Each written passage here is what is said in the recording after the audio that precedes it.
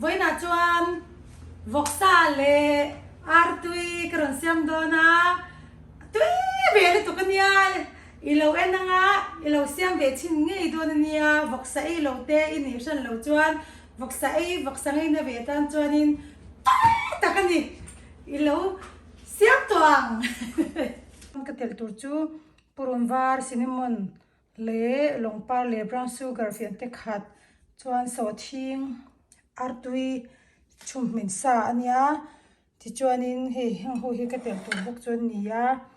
hei cooking wine te oyster sauce te lai soy sauce te sesame po hi fian te khat ka tel don ani tuna chuan kan siam to nga hei cooking wine hi hemi a chin khat ang der te hianin tela chuanin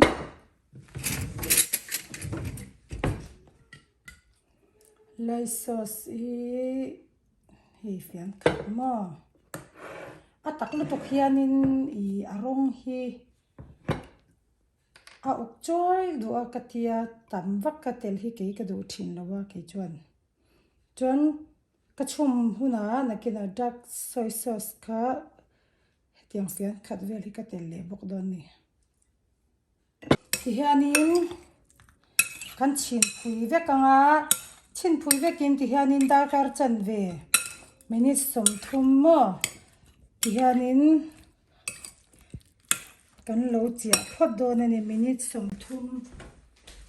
ti hian minute som thum nuwa chau kan siam don ni mo peanut oil cream vegetable oil pone se ang po ka chu man thei veka chuanin hei purun var hi hianin a bul ta pathak tur ani hei kan han chok mui bang tong katanga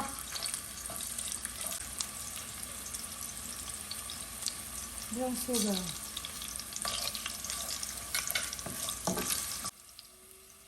chuan hei boksa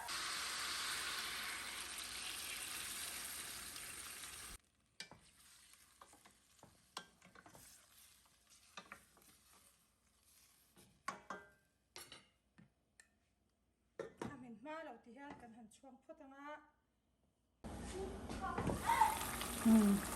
alo sau ta barabar maya hei chuan